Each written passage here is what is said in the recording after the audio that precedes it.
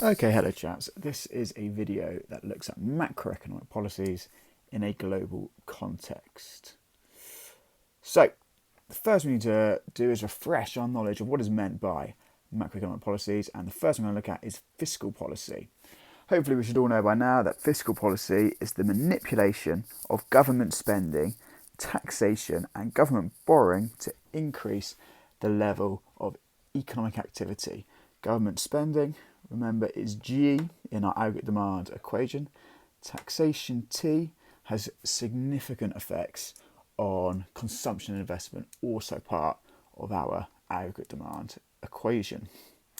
In a global context then, after many years of being largely passive for governments around the world, discretionary fiscal policy became a major tool in the stabilising of economies around the world in the aftermath of the 2008 financial crisis and the recession that took place thereafter. Many countries used discretionary fiscal policy as a Keynesian tool to stimulate the economy, get the economy going again, increase output after a large shock.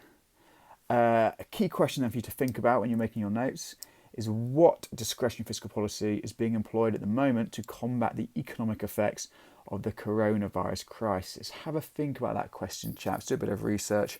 Hopefully, though, you should all be pretty switched on and be able to find some good answers for that. The next policy then, another demand side policy, is monetary policy, and this is the manipulation of the rate of interest, the money supply and exchange rates to influence the level of economic activity. Again, the key to this is trying to affect aggregate demand. In a global context then, after years of quite high interest rates in the 90s and early noughties, rates have since plummeted to near zero for the last decade around the world. And this is an attempt to stimulate aggregate demand following the Great Recession that we saw after the financial crisis, which has been further, and the rates have been further kept low as the recovery has been so slow. Keeping those low rates encourage spending, encourage investment to try and get people to avoid saving and spending cash, get the economy going again, increase output. However, we've also seen an increase in unconventional monetary policy. This is where we can only have so much, we can only cut interest rates so much. Once they get to zero, you can't carry on cutting them really, as people would rather keep their money at home where they get 0% interest than save it in a bank where they get negative interest. So unconventional monetary policy has had to be used. And a good example of this in a global context is Abenomics in Japan. So Japan saw some quite radical monetary policy from 2013 onwards. Their nominal interest rate was really close to zero, and so they had to employ significant quantitative easing to try and stimulate the economy. This was an attempt to escape a potential deflationary spiral that had been looming since 2009. So for some of the years between 2009 and 2013, the Japanese economy had actually shown slight levels of deflation, and this massive quantitative easing was a last-ditch attempt to try and stimulate the aggregate demand of Japan again, because, as I said, they couldn't carry on cutting interest rates. Another key question then, what monetary policy do you see around the world at the moment being employed to deal with the coronavirus crisis? Again, coronavirus, chaps, is going to be quite a significant part of perhaps economic study in the future. In the same way, a lot of the case studies we look at are to do with the 2008 financial crisis, the GFC, the Great Financial Crisis, and the resulting recession. It's possible that after you guys, the next key case study for macroeconomics is going to be the coronavirus crisis. So a key, so it's economics in action in the world around us at the moment. So moving on then, another type of macroeconomic policy is supply side policy. And these are policies that seek to improve the long run productive potential of the economy. In a global context, SSPs are most strongly advocated in the developing world to try and increase economic development. Examples include education, which gives workers skills required in a modern economy, so helping those developing countries progress. Improvements to healthcare, again allow a more productive workforce. Encourage entrepreneurship, to increase our output with more businesses. And reduce discrimination to increase labour force participation. With a higher labour force, also with a larger labour force, we are going to see higher output.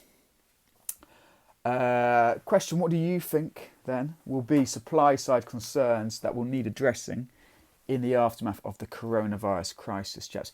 Have a go in your notes, see if you can do some research, see what kind of answers you find to that question. Another type of macroeconomic policy then that we're also going to look at is direct controls.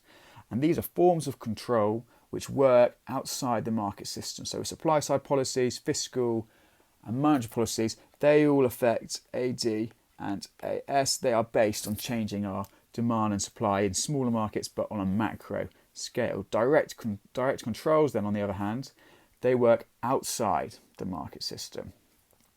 Examples in a global context, we often see maximum price controls, food prices in the developing world. We also see minimum guaranteed prices, so that's a minimum price that a supplier will be paid. Perhaps most famously in the developing world would be national minimum wages. These are a guaranteed minimum price for someone's labour. Buffer stock schemes as well, such as cocoa prices in Ghana and the Ivory Coast, and wage controls around the world too. A key bit then of global application is the EU Common Agricultural Policy. What this policy was, the CAP, it was essentially a minimum price for many foodstuffs to farmers within the EU. But as a result of this minimum price, it encouraged perhaps oversupply, and the European Union were forced to buy up the surplus in order to give farmers, producers, the minimum price. And these surpluses were stored in huge barns and warehouses known as butter mountains or wine lakes, grain mountains. Essentially, there was an oversupply because of this policy, which wasn't necessarily the most efficient way the EU could have ensured welfare for these producers. Have another think then, chaps. What direct controls might be put in place to deal with the economic effects arising from the coronavirus crisis? Again, have a bit of research, see if you can answer that question. Cool. We now need to consider problems that policy makers might face when setting policy in a global context. So the first one I'm going to look at is inaccurate information. For example, GDP and the balance of payment figures, they're often expectations and they're often revised. For example, in 2012, the UK government actually revised their predictions of a double dip recession, or the way they measured it, and this would have therefore led to perhaps a different macroeconomic policy than if they had confirmed they'd gone into recession. Lots of information is also needed for effective policy making. Governments need to know the spare capacity, because that tells them the elasticity of the AS curve. That will tell them whether they're going to have high inflation or low unemployment, depending on what's happening with our AD-AS relationship. They want to know the size of the multiplier, as otherwise, if they overstimulate aggregate demand, they might see purely inflationary effects. They want to have a good ability to forecast. They want to know the expectations and the confidence within the economy, so they know how effective their policies are going to be.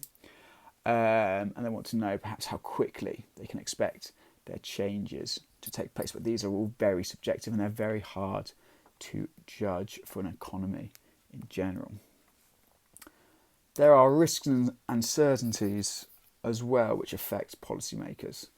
For example, quantitative easing still has some quite uncertain long-run impacts. We don't know really how many of the benefits of quantitative easing have come about because of the increased money supply or because of changes in perhaps other factors. Negative interest rates as well, never really been used much as a policy. We don't know how effective it would be if we were forced to use it, if we got into really dire straits. Predictions or exchange rate fluctuations are based on the health of other economies, for example. So the exchange rate we'll look at later in theme 4, how that affects our macroeconomy. But this is based on the health of other economies. So even the best laid plans of policymakers, perhaps from the UK, if our major trade partners got into trouble, that could scupper what we had expected our economy to do in the future. There's also an inability to control external shocks. For example, fiscal prudence, and this, if we can't control external shocks, this might lead to fiscal prudence in times of high national debt, i.e. we're trying to be careful. We don't want to bring on too much extra national debt in case there's a shock to our economy in the future. And because of this prudence, that can limit our ability to use fiscal policy as a tool to stimulate our economy. This was perhaps the position of the Conservative and Liberal Democrat coalition when they brought in their austerity policies after the great financial crisis and the subsequent recession. Furthermore, we can lose power to try and stimulate aggregate demand if our interest rate, that should say, is if our interest rate is already low. That can limit our ability to use monetary policy. We can't keep cutting interest rates forever. We can't go below 0. Cutting interest rates below 0. So therefore, if we see a large negative aggregate demand shock, if our interest rates are already low, we can't cut it to try and stimulate AD again. There's also a time lag. Some shocks can take place very quickly. And if we try and use an SSP, for example, to try and counteract that shock, the economic consequences might be too high, or we might have too high an economic dependence to use such a long-run reaction to the shock. Cool. We can now then look at the different types of external shocks that may affect our economy. External shocks, then, to give them a formal definition, they are unpredictable changes to economic variables such as volatile global prices for oil or fluctuating supplies of foodstuffs. So supply shocks, these are events that make production across the economy more difficult or more costly, or even impossible for at least some industries. These could be, for example, a rise in the cost of important commodities such as oil, and they could lead, therefore, fuel prices to skyrocket and therefore increase massively our cost of production. Natural disasters or weather events as well, these can lead to supply shocks, cutting down our stock of resources, therefore cutting down our YFE. Man-made events like war or major terrorism incidents can do similar to our YFE. We can also see demand shocks, where there's a sudden and considerable shift in patterns of private spending, either in the form of consumer spending or investment spending from businesses changing suddenly. An economic downturn in an economy could perhaps be caused by a major export market seeing a shock. This can affect business investment for those industries. A crash in the stock market or crash in house prices can cause a negative demand shock. This is essentially a negative wealth effect, and consumers therefore will cut down on their spending. Supply shocks to consumer commodities with price inelastic demand, such as food and energy, can also lead to a demand shock, as there's the effect there as well of consumers' real incomes being reduced because of this increase in price level. The inflation that this supply side shock causes will affect real income and therefore cause a decrease in AD as well. Financial shocks, then, slightly different from supply and demand shocks. A financial shock is one that originates from the financial sector, and because modern economies are so deeply dependent on the financial sector for liquidity and credit in order to fund normal operations and payrolls, financial shocks can be significant in impacting every industry and economy. This could be a stock market crash, a liquidity crisis in the banking system, unpredictable changes in monetary policy, the rapid devaluation of a currency as well. These would all be examples of financial shocks. Finally, then we have technology shocks. These are as a result of technological developments that affect productivity. The introduction of computers and the internet, these represent huge positive technology shocks that greatly increased our productivity across many different industries. So shifted out our YFE, even though our resources hadn't necessarily gone up by that much. We managed to get a lot more out of our resources because of this improvement in technology. When it comes to analysing them, there are some tips to bear in mind. In our questions, always try to make good use of ADAS diagrams in your analysis. Consider the short run and long run effects. Some shocks might take time to occur, and similarly in the long run, the benefits and costs may well be different to in the short run. The impacts of the shocks will vary from country to country. Perhaps an oil price shock would be felt much more significantly in an oil exporting country than perhaps one which has very little reliance on oil.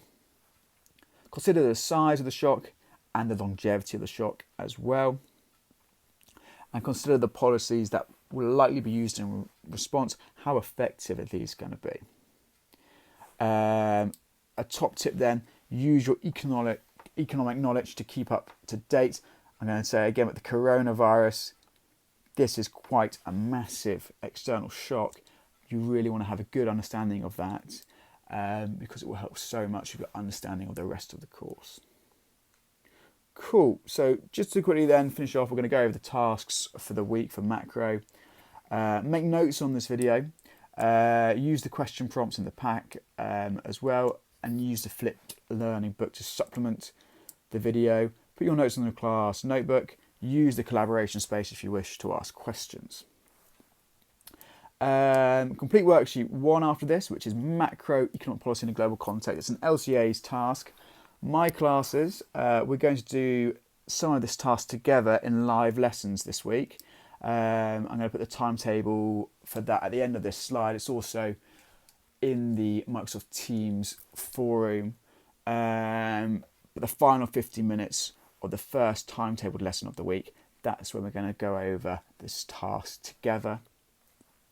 There's also some extension reading. Have a go at that if you want to. Multiple choice questions. The link is in the pack. And then another worksheet. We're going to evaluate policies in a global context. Missing words. You can do this one by yourself, but again, upload it to the notebook. And then we've got an essay planning task. And again, with my class, we're going to do plan 1 for essay 1. We're going to do that in a live lesson element. Shouldn't be too long. Another final 15 minutes at the end of the second timetabled lesson of the week. Only type your plans if you would use your laptop and exam. But once you've done both plans, so the first one we're going to do in the live lesson, the second one you're going to do for homework, upload both to the class notebook, please, so we can see how you're getting on. Class time, check your individual teams for class instructions. But again, just to reiterate, my classes will be having live lesson elements this week. And these are detailed in this table here. So make sure you understand when you are expected to be online for those. Okay, chaps, good luck this week. Final week before half term. Keep it up. We're nearly there, and keep